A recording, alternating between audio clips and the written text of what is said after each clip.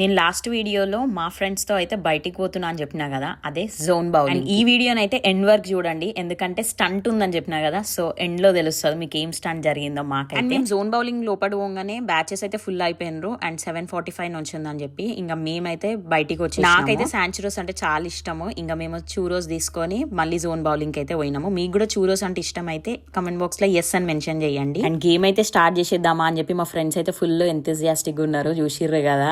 Score board కూడా ఫోటోలు తీసుకున్నాము. సో లాస్ట్ వరకు అయితే చూడండి ఆ ట్విస్ట్ ఏంది. ట్విస్ట్ అయితే నాకు ఎప్పుడు జరగలేదు, ఇండియాలో కూడా జరగలేదు బౌలింగ్కి వెళ్ళినప్పుడు. అండ్ ఫస్ట్ టైం మాకైతే ఇక్కడ ఇట్లా జరిగింది. స్ట్రైక్స్ వచ్చినాయి అంటే ఫుల్ సెలబ్రేట్ చేసుకుంటాము. ఒకవేళ మిస్ అయింది అనుకో మస్తు నవ్వుకుంటాము, అయ్యో మిస్ అయిపోయింది అని చెప్పేసి. మీరు కూడా అంతేనా? స్కోర్ ఎంత వచ్చినా అసలు ఇంపార్టెంటే కాదని అనుకుంటాం కదా guys. అండ్ స్ట్రైక్ వచ్చిందంటే అసలు ఆగం. ఇక ఫ్రెండ్స్ తో బౌలింగ్ డే అంటే like unlimited fun, laughter and unforgettable memories guys నాకు. అండ్ ఈసారి వచ్చేసి ఓన్లీ గర్ల్స్ అనమాట, సో అందుకే ఇంత ఎంజాయ్ చేసినాము.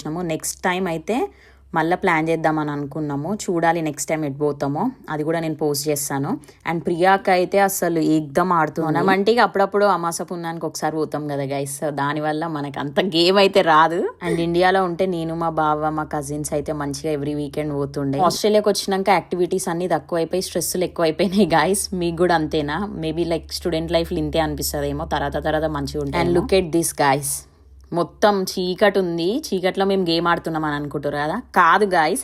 సో బౌలింగ్ వాళ్ళు అయితే మీరు అందరు ఫస్ట్ అర్జెంట్ గా ఎవాక్యువేట్ చేయాలని చెప్పారు. మేమైతే ఫుల్ భయపడ్డాము, ఎవరైనా టెర్రరిస్ట్లు వచ్చిర్రా అని చెప్పేసి.